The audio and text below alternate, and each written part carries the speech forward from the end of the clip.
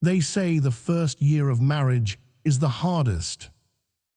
For Isla Blackwood, the marriage didn't even last the first night. Picture this: the champagne is still bubbling, the guests are still dancing downstairs, and the groom, the man she just vowed her life to, is walking out the door to comfort his ex-girlfriend. He thought she would cry. He thought she would wait. But he forgot who he married. By the time the sun rose over Manhattan, Caleb Montgomery didn't have a wife waiting for him. He had a signed divorce settlement and a war he wasn't ready to fight. This isn't just a breakup. This is the story of the most brutal revenge in New York high society. Listen closely. The suite at the Plaza Hotel was suffused with the scent of white roses and expensive beeswax candles. It was supposed to be the sanctuary where the union of the Montgomery and Blackwood banking dynasties was consummated, a merger of hearts and portfolios that the Wall Street Journal had dubbed the wedding of the decade. Isla Blackwood stood by the floor-to-ceiling window, looking down at the wet pavement of Fifth Avenue. She was still in her custom Vera Wang gown, though the veil was tossed carelessly onto a velvet armchair.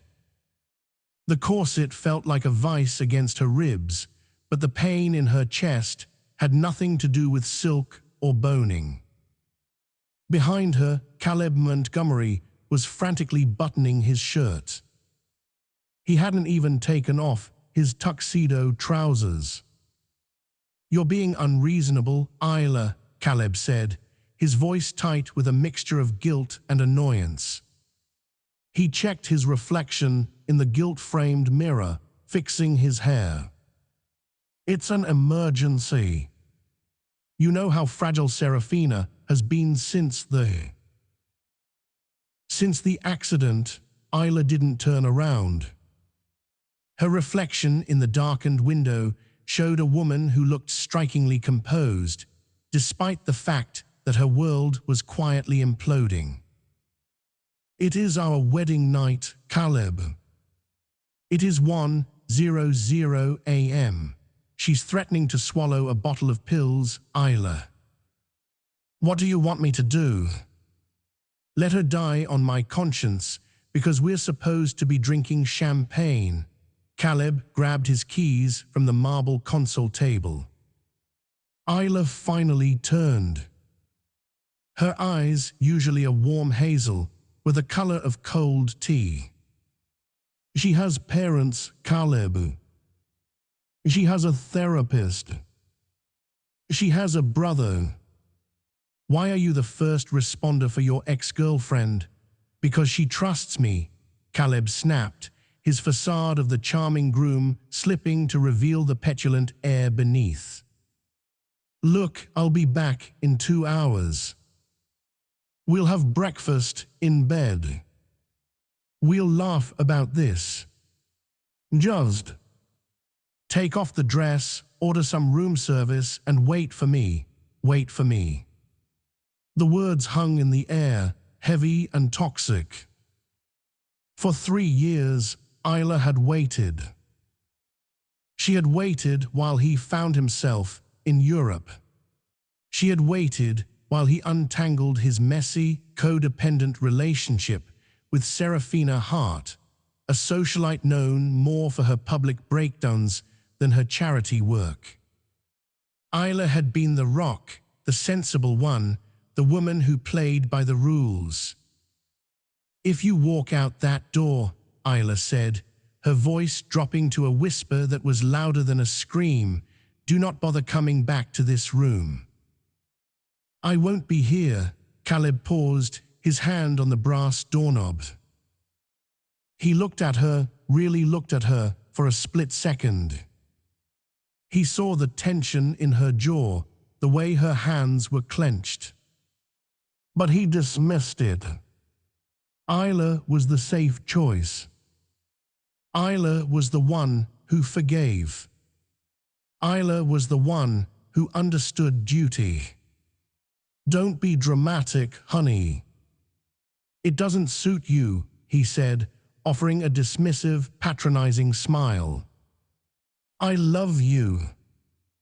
"I'll be back." The door clicked shut. Isla stood in the silence of the massive suite. She could hear the hum of the city outside, the distant sirens. She looked at the bed, the duvet turned down, rose petals scattered in the shape of a heart. It looked ridiculous now, like a stage set for a play that had been cancelled. She didn't cry. That was the most surprising part. She waited for the tears, for the sobbing collapse to the floor that she had seen in movies. It didn't come. Instead, a cold, crystalline clarity washed over her. It was a physical sensation, like stepping out of a humid room into a blizzard. He left. He left her on her wedding night for a woman who had tormented them for years with emergencies that always miraculously coincided with their happy moments. Serafina hadn't taken pills. Serafina was likely sitting on her chaise lounge in Tribeca, glass of wine in hand, waiting to see if she still held the leash. And Caleb had come running. Isla walked to the bedside table and picked up the hotel phone. She didn't dial room service. She dialed a number she had memorized years ago, a number that belonged to a man who never slept. "Arthur," she said when the line connected.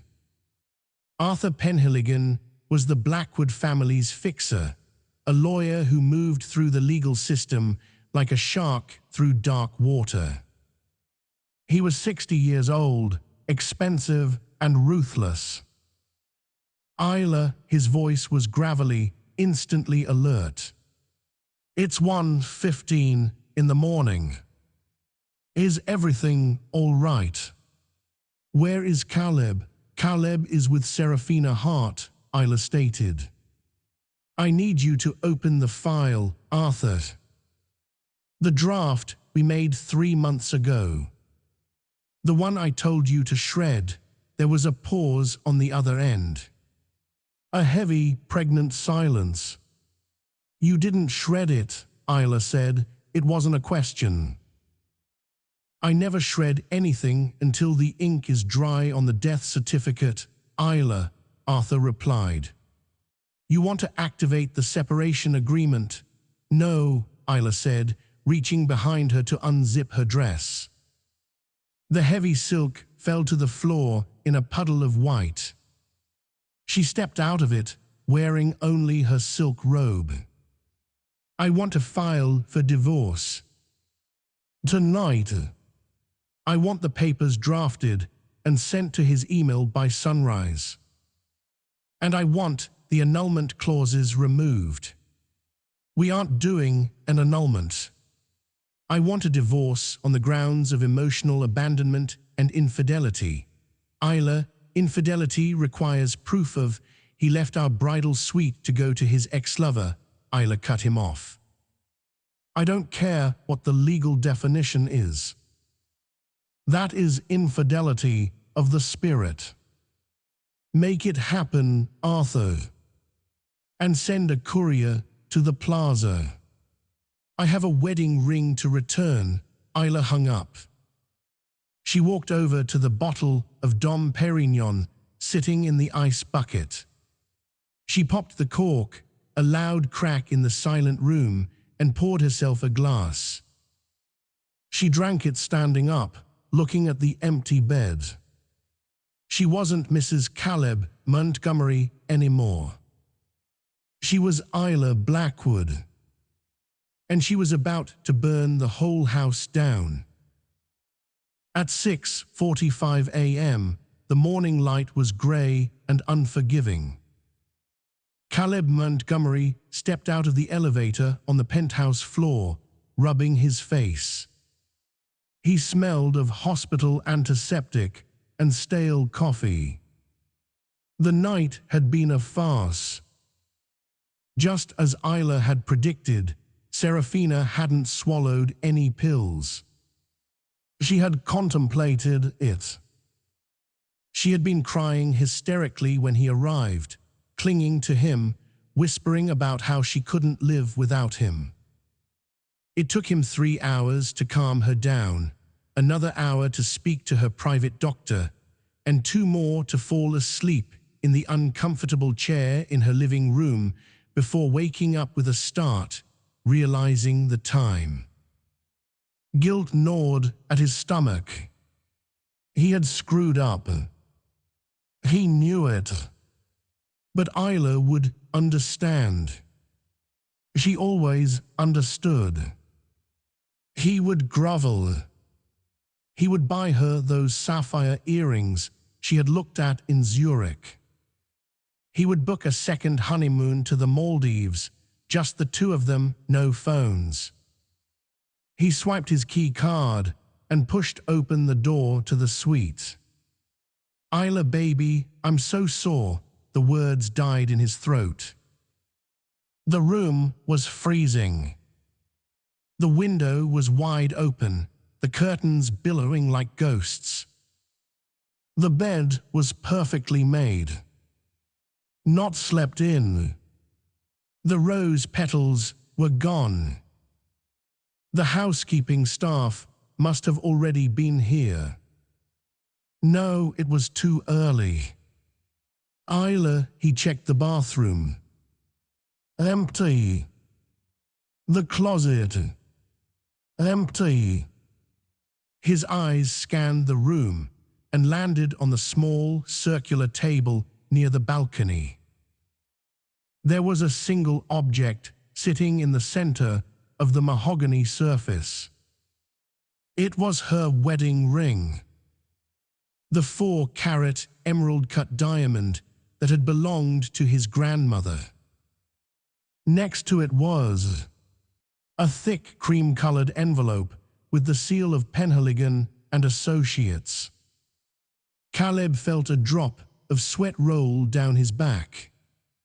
He walked over to the table, his legs feeling heavy like he was wading through water. He picked up the envelope. It wasn't sealed. He pulled out the document. Petition for dissolution of marriage. Plaintiff Isla Beatrice Blackwood. Defendant Caleb John Montgomery. A sticky note was attached to the front page in Isla's elegant, sharp handwriting. You made your choice. I've made mine. Do not contact me. Speak to Arthur, Caleb laughed. It was a dry, incredulous sound.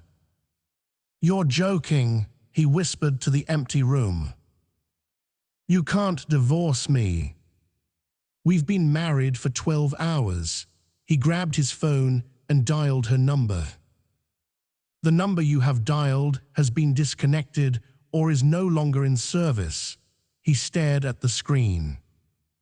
She had changed her number. In the middle of the night, panic began to set in, cold and sharp. This wasn't a tantrum. This was a tactical strike.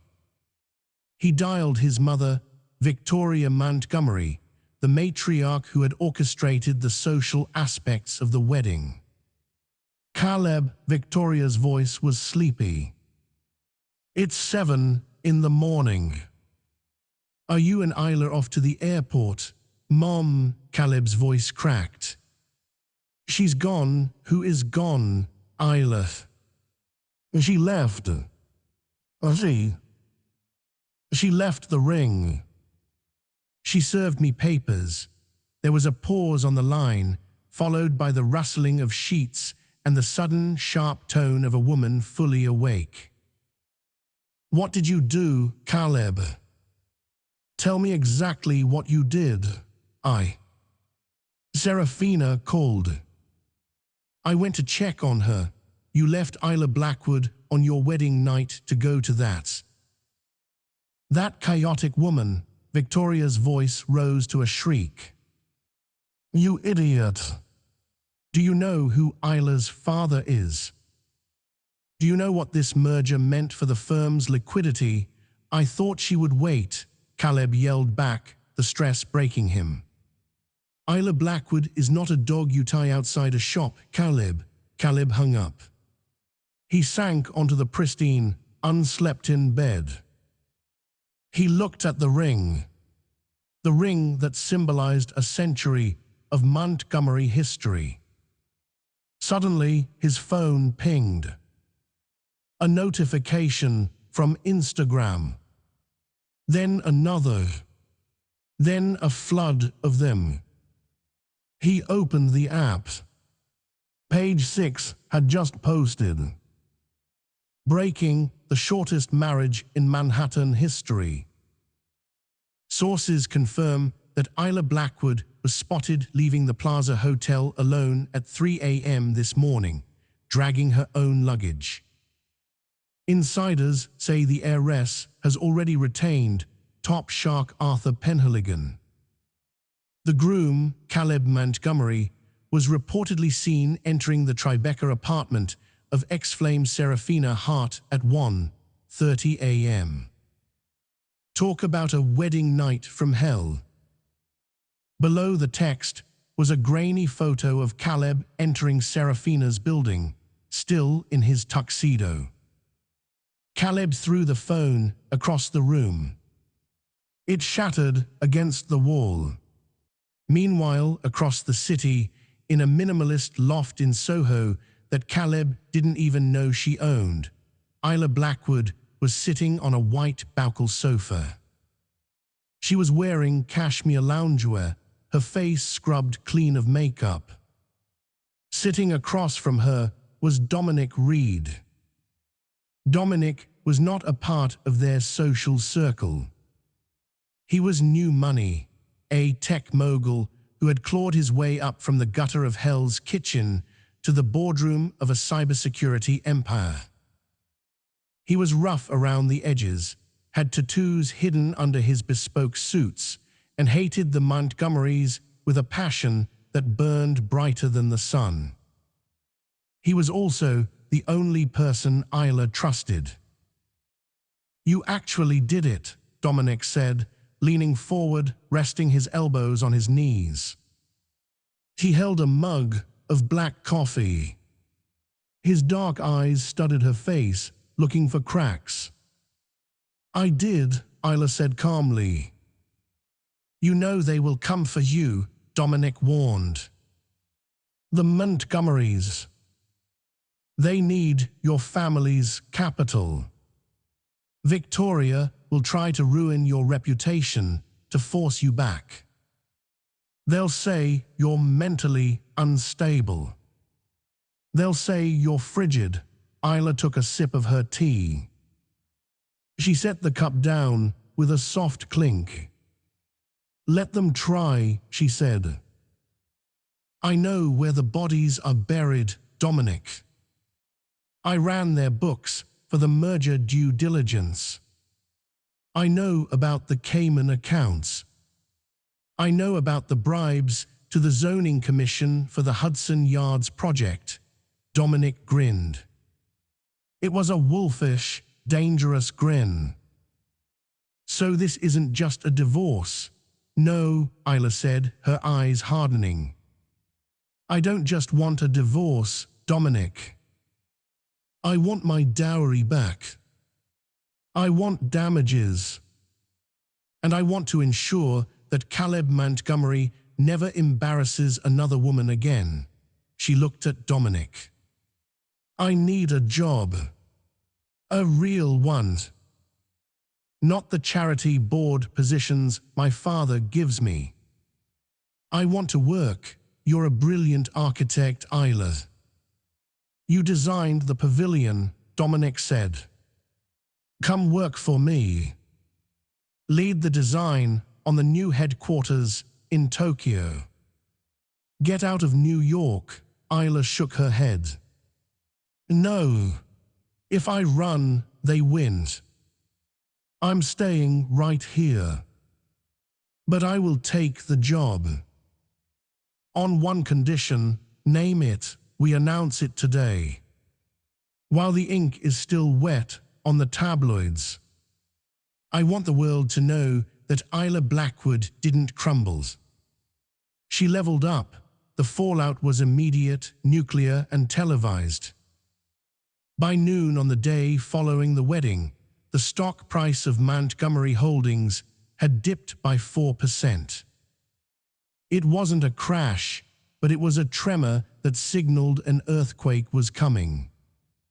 The merger with the Blackwood family wasn't just a social union, it was a financial necessity. The Montgomerys were cash poor and asset heavy, leveraging their legacy to stay afloat. Isla's dowry and the subsequent trust fund integration were supposed to stop the bleeding. In the mahogany-paneled library of the Montgomery estate in Greenwich, Victoria Montgomery paced like a caged tigress. She wore a Chanel suit that cost more than most people's cars, and her face was a mask of calculated fury. Caleb sat in a leather wingback chair, nursing a scotch. He looked haggard. He hadn't shaved, and the dark circles under his eyes made him look like a haunted child rather than a CEO in waiting.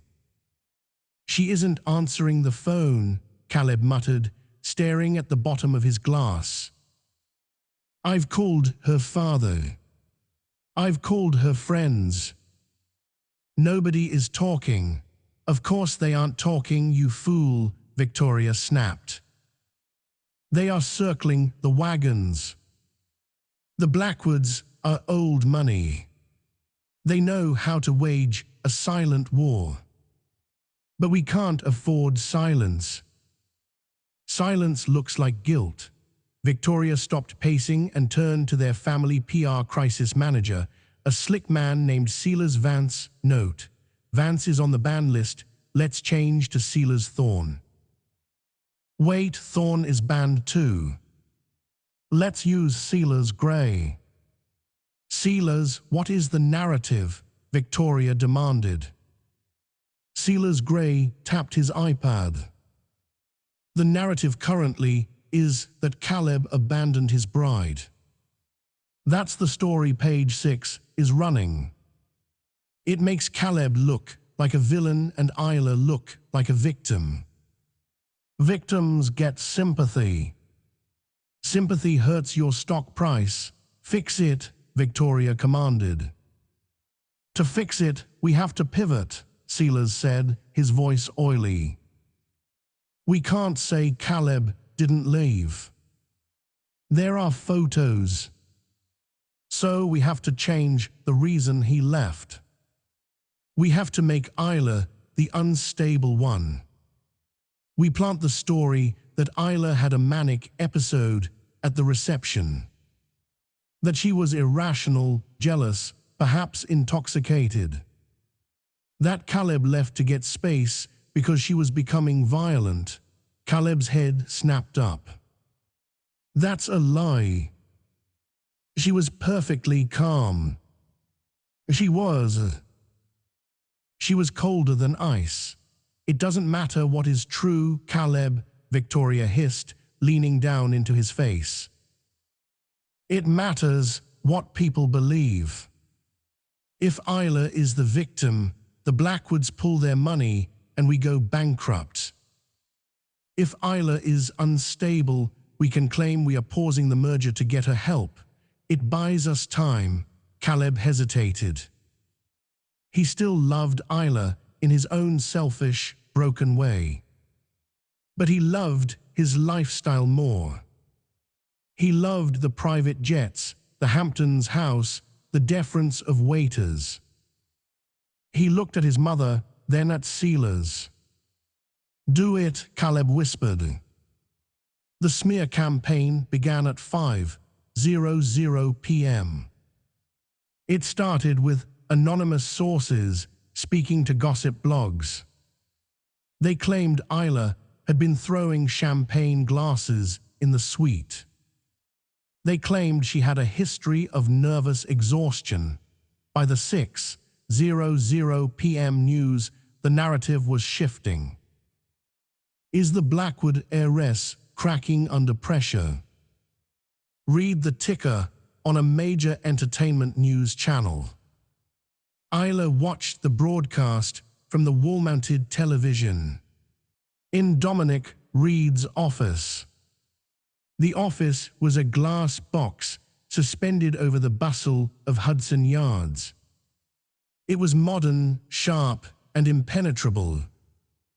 "They're good," Dominic admitted, standing next to her. He was scrolling through Twitter on his phone. "Crazy Isla is trending. Your mother-in-law works fast." Isla's face was unreadable. She watched a photo of herself, taken at a charity gala 3 years ago, where she was crying because her dog had just died, being used as proof of her emotional instability. "She thinks she can shame me into silence," Isla said softly. "Victoria believes that a woman's greatest fear is being called crazy. Is it?" Dominic asked. Isla turned to him. "No. My greatest fear was marrying a man who didn't respect me. I already faced that fear last night. I have nothing left to be afraid of." She walked over to Dominic's desk. "I need you to authorize the press release about my hiring. Now you want to announce you're working for me." In the middle of this, Dominic raised an eyebrow. "They'll say you're sleeping with me. They'll say you left Caleb for the bad boy tech billionaire." "Let them," Isla said. "But release the portfolio first. The portfolio. The designs I did for the Montgomery estate renovations. The ones Victoria claimed were done by a famous Parisian architect to boost the property value appraisal. Release the original sketches with my timestamps. Release the emails where she micromanaged every detail and praised my stable, genius mind." Dominic smiled. It was a genuine smile this time. "You want to prove she's a liar by using her own compliments against her. I want to show the world that the crazy woman was effectively running their real estate development for free for 3 years, Isla corrected. "And then I want to go to dinner." "Dinner, yes. There is a charity gala tonight at the Met.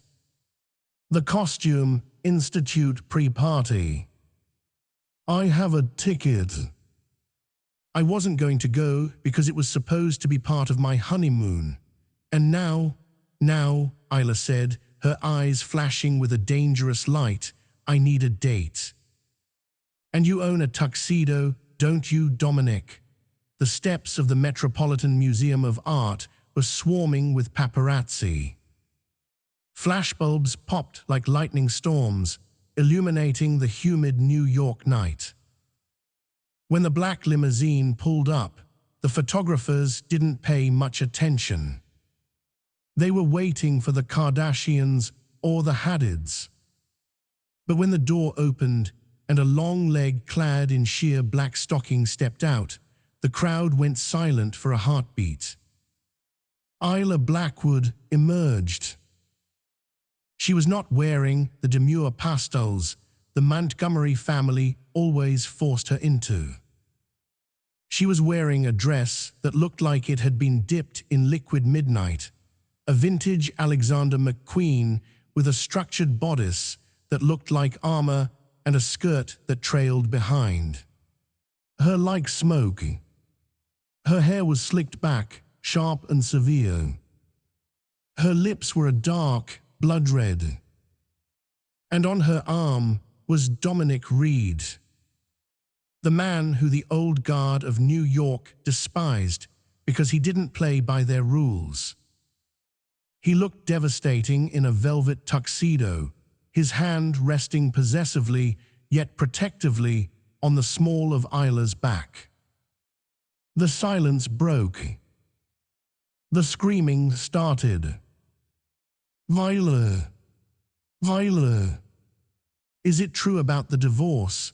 Isla, are you okay? Dominic. Are you two together? Isla didn't stop. She didn't smile. She walked up the stairs with the regal bearing of a queen walking to her coronation, or an executioner walking to the block. She looked directly into the camera lens of the biggest news outlet present, held the gaze for 3 seconds, and then disappeared inside the museum. Inside, the atmosphere was thick with tension. The elite of New York were all there, sipping champagne and whispering behind gloved hands. When Isla and Dominic entered the Great Hall, conversation effectively stopped. Across the room, standing near the Temple of Dendua, was Caleb Montgomery. He was there with his mother.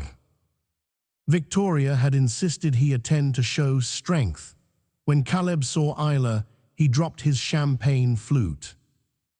It shattered on the stone floor, but no one looked at the glass. They were looking at his face. He looked like a man seeing a ghost. A beautiful, terrifying ghost. "Control yourself," Victoria hissed, gripping his arm so hard her nails dug through his jacket. "Don't let her see you bleed," but Caleb couldn't help it. He shook off his mother's hand and started walking toward Isla. Isla saw him coming. She felt Dominic's muscles tense beside her. "Easy," she murmured to Dominic. "Let him come." Caleb stopped 3 feet away from her. He smelled of alcohol and desperation. He looked at Dominic, then at Isla. "Isla," Caleb pleaded, his voice cracking. "Please.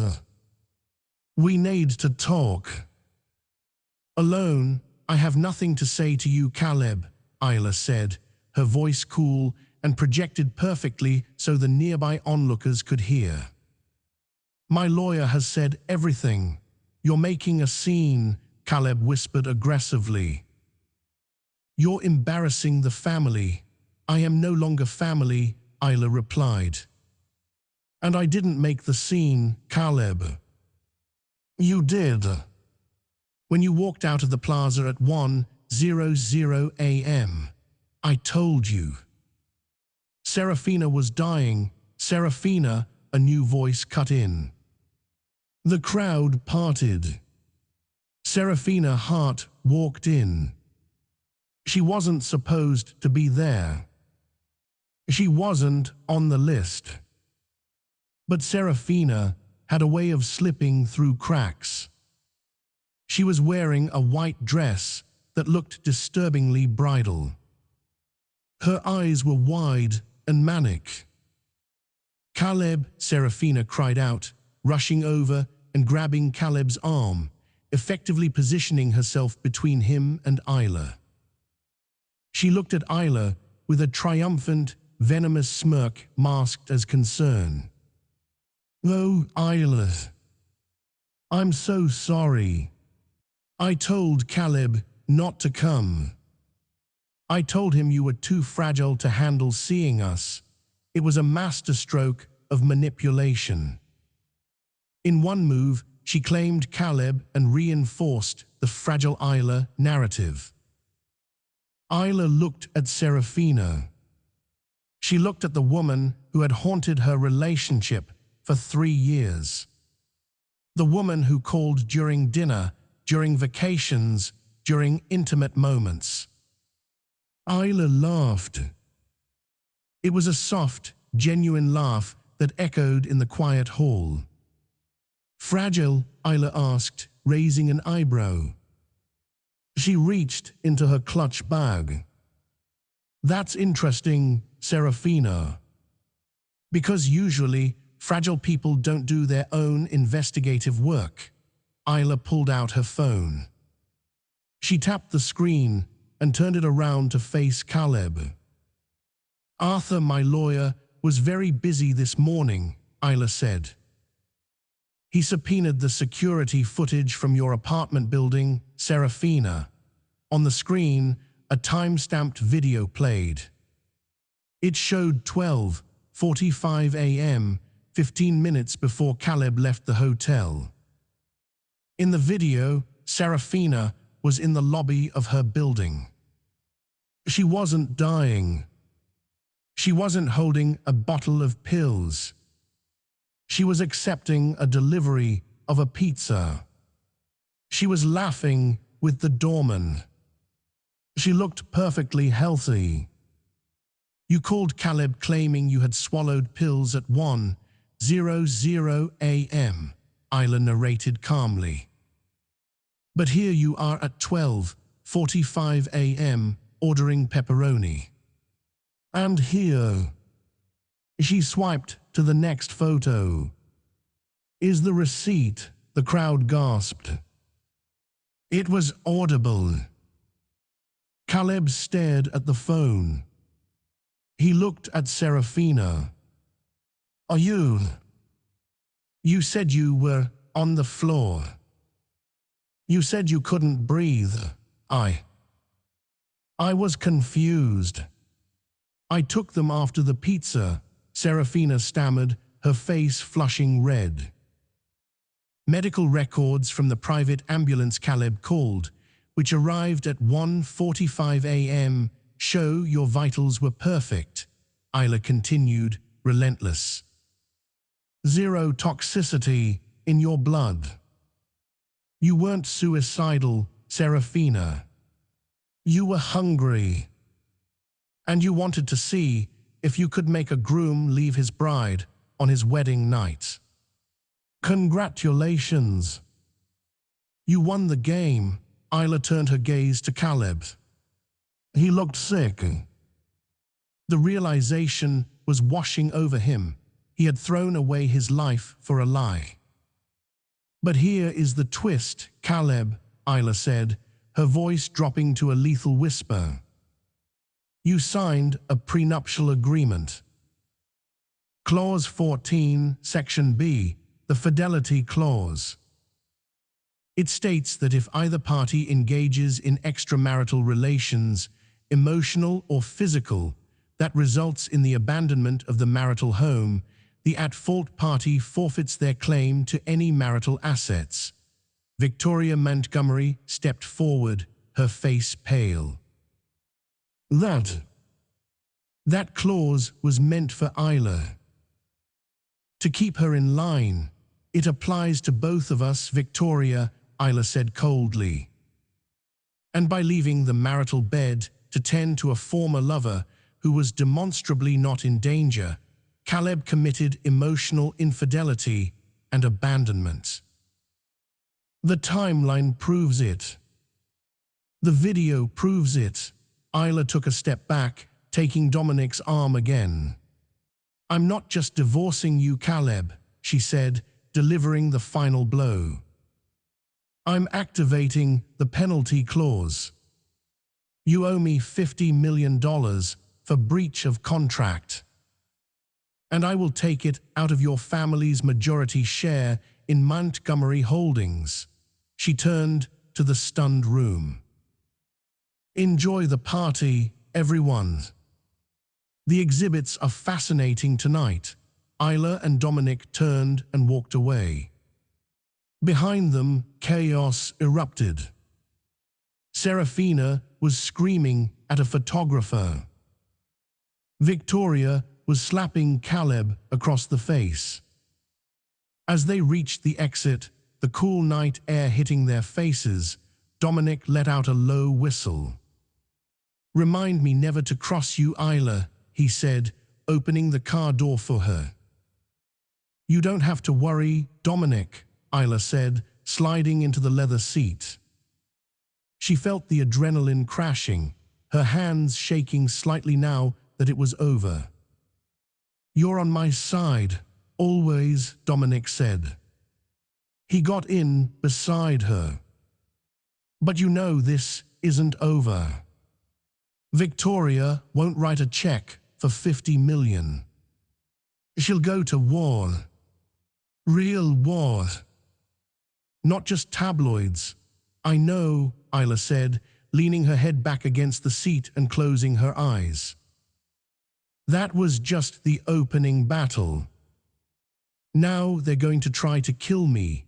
Dominic's hand found hers in the darkness of the car. He squeezed it. "Let them try."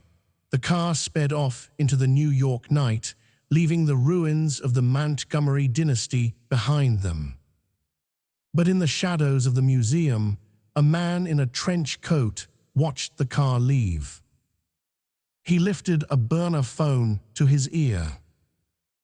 "She's leaving the venue," the man said. "Initiate phase 2. Victoria wants the brakes cut." "No, just the scared tactics." Understood. The morning after the Met Gala, the headline in the New York Post was brutal. The XFILES, Montgomery humiliated by JILTD bride. But inside the glass-walled conference room of Reed Cybersecurity, the mood was far from celebratory. The air was thick with the hum of servers and the scent of espresso.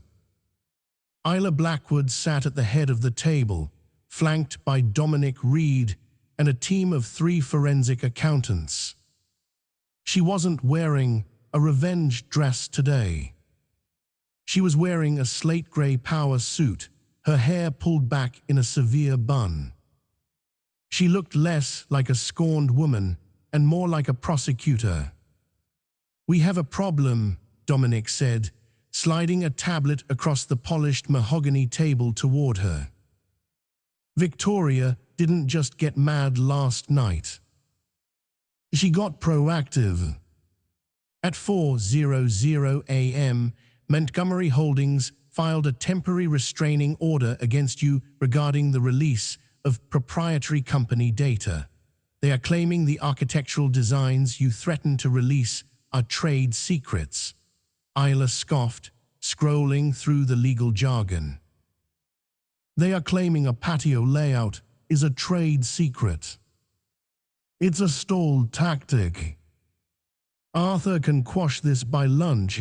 It's not just the designs, Isla," Dominic said, his voice dropping an octave. "Look at the second page." Isla swiped. Her eyes widened. "Countersuit for defamation and corporate espionage.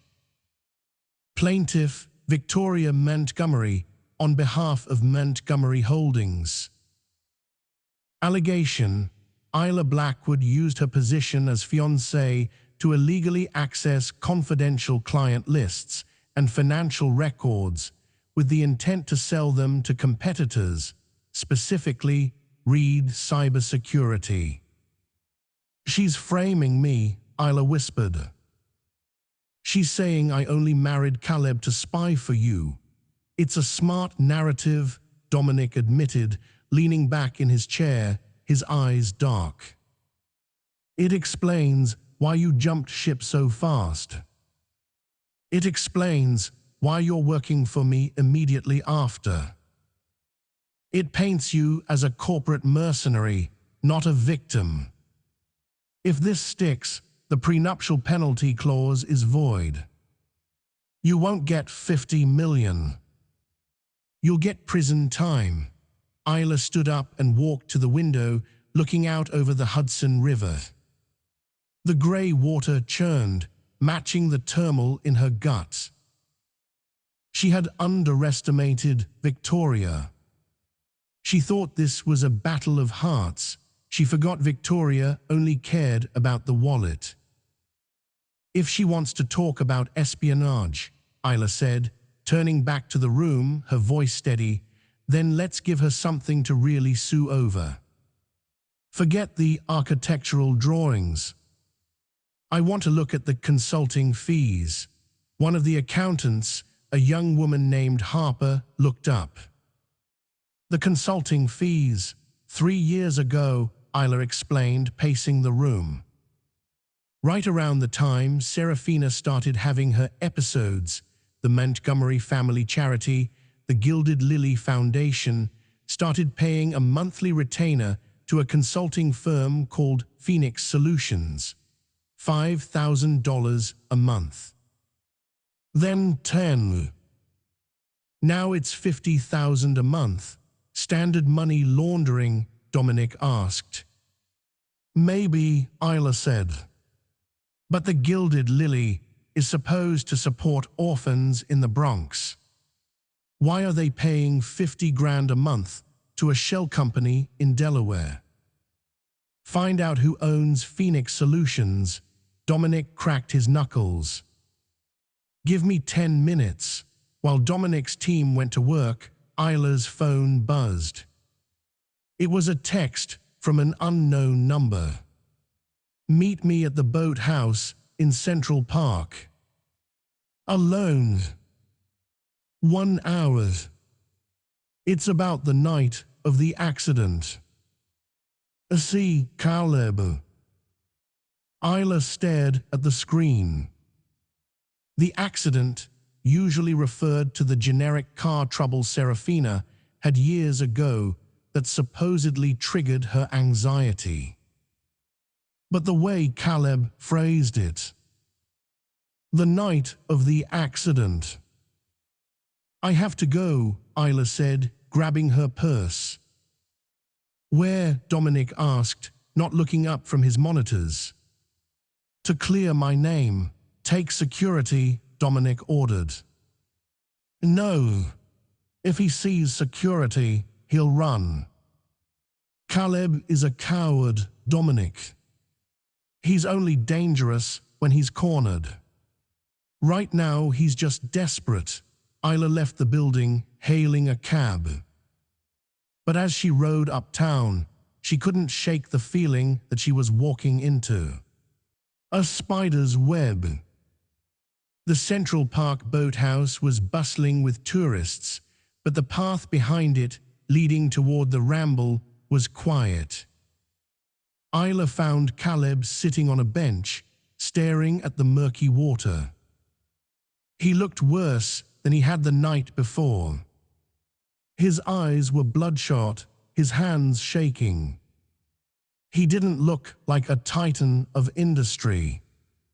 He looked like a boy who had broken a vase and was waiting for his mother to find out.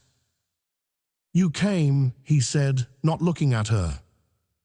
You texted, Isla replied, remaining standing. She kept a safe distance. You have 5 minutes, Caleb. Then I call Arthur and add harassment to the divorce filing. It wasn't a suicide attempt, Caleb blurted out. We established that last night, Caleb. Serafina ordered pizza. No, Caleb stood up, turning to face her. His expression was tortured. I mean, that's not why I went to her. That's not why she has a hold on me. It's not about love, Isla. It never was, Isla frowned. Then what is it? Why did you leave your wife for her? Because she owns me, Caleb whispered. Phoenix Solutions, Isla froze. How do you know that name? I signed the checks, Caleb admitted, tears forming in his eyes. Phoenix Solutions is Serafina. It's a shell company. Why are you paying her hush money, Caleb? Isla stepped closer, her curiosity overriding her anger. What does she know? Caleb looked around, terrified. 3 years ago. The Hamptons. Labor Day weekend. You remember. I told you I was in the city working. Yes, Isla said slowly. You said you were closing the merge with the Anderson Group. I was in East Hampton, Caleb confessed. With Serafina. We were driving back from a party. I was drunk. High, actually. I hit something. Someone. Isla felt the blood drain from her face. Caleb. It was a kid on a bike. He swerved. I swerved. I hit a tree. The kid was hurt bad. But he lived. The problem was me. If the cops found me behind the wheel, high on cocaine, the merger would die. The family name would be ruined. I would go to jail. So what did you do? Isla asked, horrified. Serafina moved me to the passenger seat, Caleb sobbed. She hadn't been drinking. She took the wheel. She told the cops she was driving. She took the DUI charge.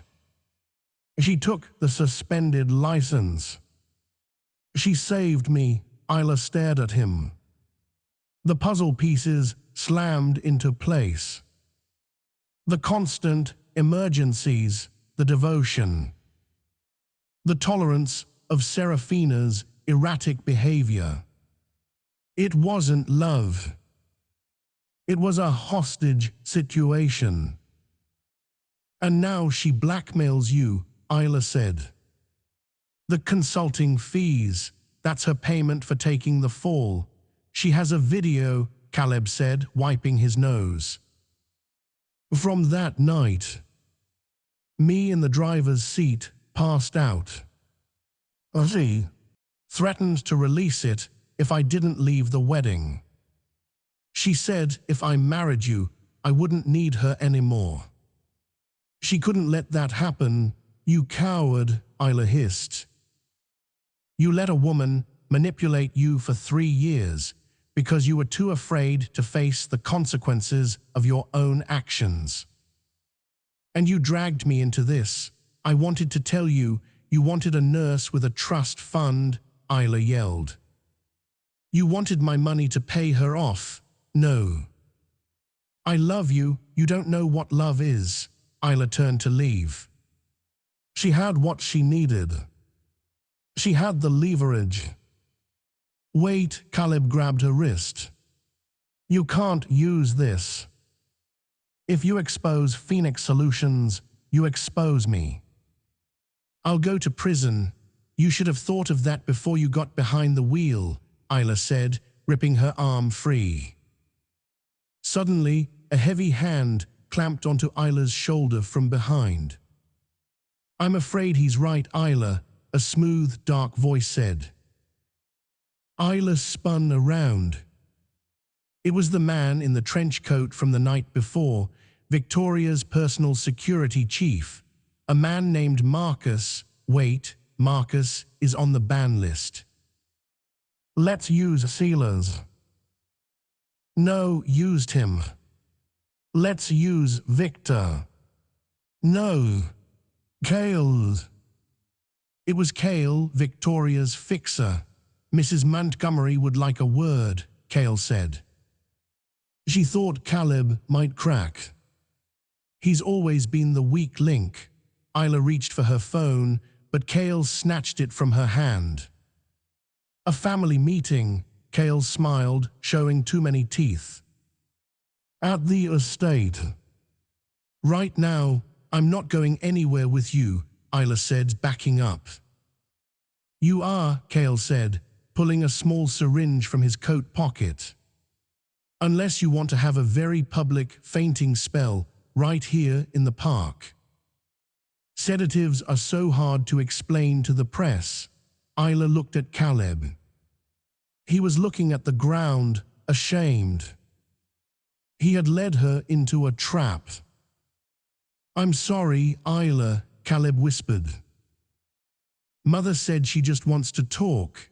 "Get in the car, Isla," Cale ordered. Isla looked at the syringe, then at the black SUV idling on the path nearby. She had no choice. The drive to Greenwich was silent. Isla sat in the back of the SUV, sandwiched between Cale and the locked door. Caleb sat in the front passenger seat, staring blankly ahead. Isla's mind was racing. They had taken her phone. Dominic wouldn't know where she was. He would track her phone to Central Park, find it in a trash can, and hit a dead end. She was on her own. They arrived at the Montgomery estate as the sun was setting, casting long, bloody shadows across the manicured lawns. The house, a sprawling Georgian mansion, looked like a fortress. Isla was marched into the library, the same room where Victoria had plotted her destruction just 24 hours earlier. Victoria Montgomery was sitting by the fire, drinking tea. Serafina Hart was there too, lounging on the sofa, looking bored. "So good of you to join us, Isla," Victoria said, not rising. "And Caleb, you really are pathetic. Crying to your wife in a park. She knows about the accident," Caleb mumbled, collapsing into a chair. "She knows about Phoenix Solutions," Victoria sighed, setting her cup down. "I assumed she would figure it out eventually. Isla is annoyingly competent. That's why I chose her for you." Isla stood in the center of the room, keeping her posture rigid. "Kidnapping Victoria. That's a federal offense. Even you can't buy your way out of that." "It's not kidnapping," Victoria smiled thinly. "It's an intervention. We're concerned about your mental health. You've been so erratic lately." "I know about the embezzlement," Isla said, cutting to the chase. "I know Serafina is blackmailing Caleb for the hit and run. I know you're using the charity foundation to pay her off." "Blackmail is such an ugly word," Serafina chimed in, inspecting her nails. "I prefer insurance. I saved this family." "I deserve compensation. You deserve a jail cell," Isla shot back. "And you," she looked at Victoria, "you're an accessory." "Here is the reality, Isla," Victoria said, standing up and walking over to a safe hidden behind a painting. She opened it and pulled out a file. "You are going to sign a new agreement. A post-nuptial agreement." She tossed the file onto the table. "You will admit to having a mental breakdown. You will admit to fabricating the stories about Serafina. You will agree to a quiet annulment in 6 months. In exchange, we will not release this." Victoria pulled out a photo.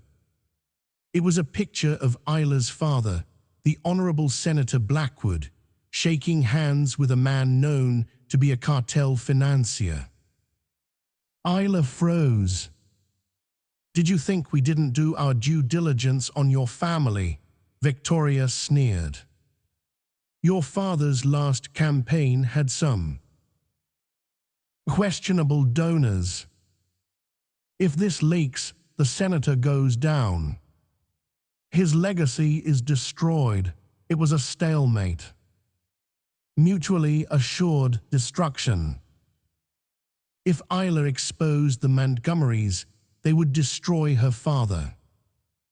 Isla felt the walls closing in. She looked at the photo. It looked genuine. Her father was a good man, but he was naive. He often shook hands with people he shouldn't. "You're bluffing," Isla said, though her voice wavered. "Try me," Victoria said. "Sign the papers, Isla. Go to a nice clinic in Switzerland for a few months. When you come back, we'll handle the divorce quietly. You get to keep your dignity. Your father gets to keep his seat."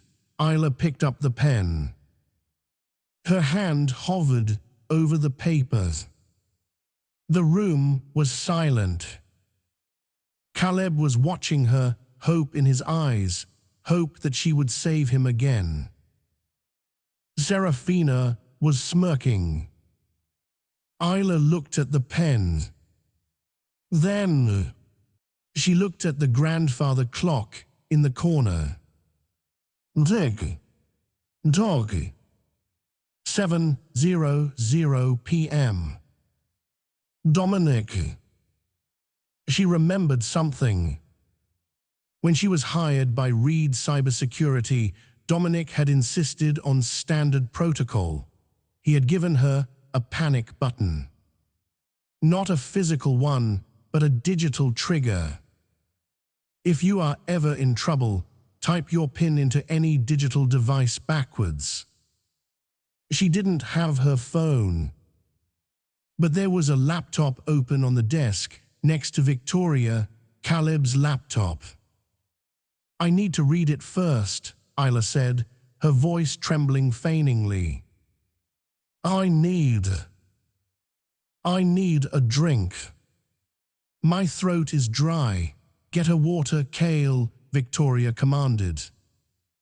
As Cale turned to the wet bar, Isla moved toward the desk. "Can I sit?"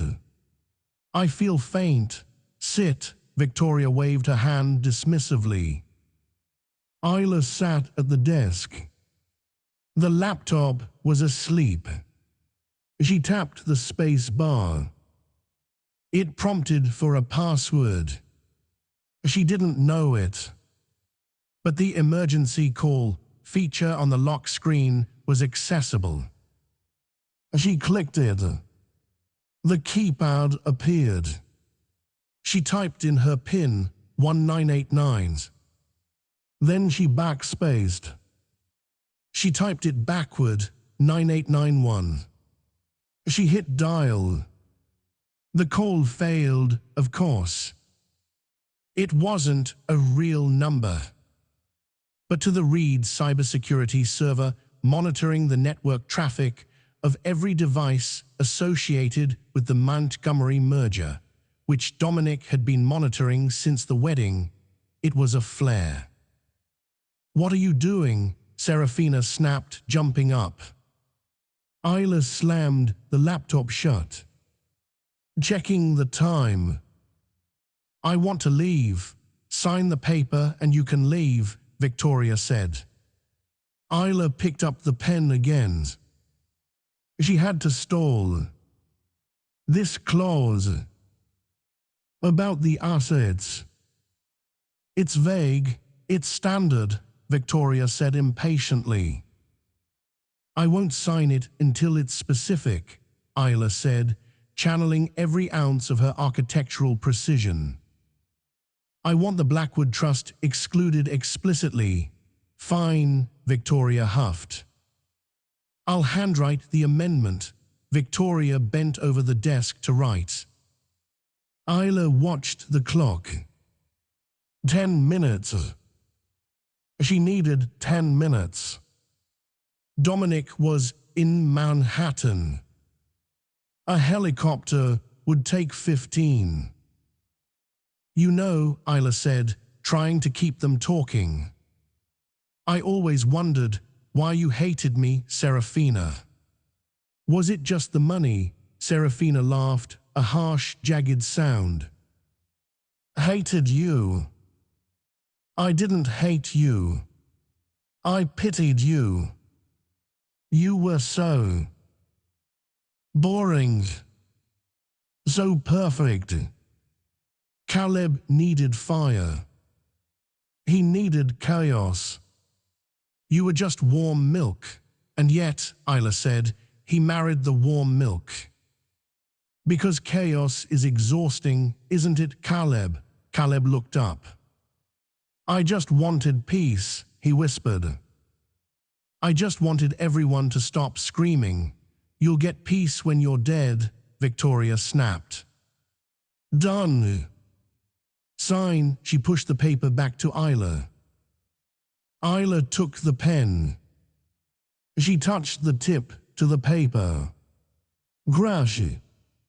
The front door of the mansion exploded inward. The sound was deafening. Wood splintered. Glass shattered. Cale drew his gun, but before he could raise it, a red laser dot appeared on his chest. Drop it, a voice boomed from the hallway. A team of tactical officers in black gear swarmed the room. And striding in behind them, wearing a Kevlar vest over his tuxedo shirt, was Dominic Reed. Get away from her, Dominic growled, aiming a terrifyingly large handgun at Cale. Cale dropped his weapon. Victoria screamed. This is private property. Who are you, FBI? One of the tactical agents shouted.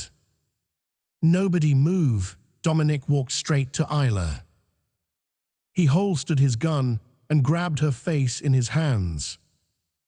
Are you hurt? Did they touch you? I'm fine, Isla breathed, her knees finally giving out. Dominic caught her. FBI, Victoria shrieked. On what grounds? Dominic turned to Victoria, his eyes burning with cold fury. On the grounds of kidnapping, extortion, and... He pointed to Serafina. Harboring a fugitive. What? Serafina paled. My team didn't just look for shell companies, Serafina, Dominic said. We ran your prints from the glass you touched at the gala. You aren't just Serafina Hart. You're wanted in connection with a fraudulent charity scheme in Florida 5 years ago under the name Sarah H. You've been running cons for a long time. The room went silent. Caleb looked at Serafina. A con and the hit and run, Dominic continued. We pulled the satellite data from that night. There was a third person in the car. A driver you hired to take the fall initially, but who backed out. You blackmailed Caleb for a crime that was already effectively covered up, just to bleed him dry. Isla looked at Caleb. She played you, Caleb. From the very beginning, Caleb stood up, his face turning red. He looked at Serafina. Are you? You said you did it for me. I did, Serafina screamed, lunging at him. I made you a man. Agents grabbed her. They grabbed Cale. Victoria stood frozen. You can't arrest me. I am Victoria Montgomery. And I, Isla said, stepping out of Dominic's embrace to face her mother-in-law, am the woman who just signed your warrant. The trade secrets you sued me for. They included the unredacted financial ledgers of the Gilded Lily Foundation. I sent them to the IRS 10 minutes ago via the laptop. Isla smiled. Checkmate, Victoria. As the agents led the screaming Montgomerys away, Isla leaned against the heavy oak desk. She looked at Dominic. You came, she said. I told you, Dominic said, wiping a smudge of dust from her cheek. I'm on your side. Always, he picked her up, bridal style. Let's go home, Isla. 6 months later, the skyline of Tokyo was dominated by a new silhouette, the glass spire, the headquarters of Reed Cybersecurity's Asian division. It was a masterpiece of steel and light, sharp enough to cut the sky, a building designed by Isla Blackwood. Isla stood on the rooftop terrace, the wind catching the hem of her white jumpsuit. She wasn't holding a bouquet of roses this time. She was holding a pair of ceremonial scissors. Nervous, Dominic asked, stepping up beside her. He looked different, lighter, happier. The shadows that usually haunted his eyes were gone. Not at all, Isla smiled, looking out at the city. I'm exactly where I'm supposed to be. The past half year had been a whirlwind of justice. The Montgomery trials had become the highest-rated courtroom drama in New York history. Victoria Montgomery was currently serving a 15-year sentence for racketeering and tax evasion.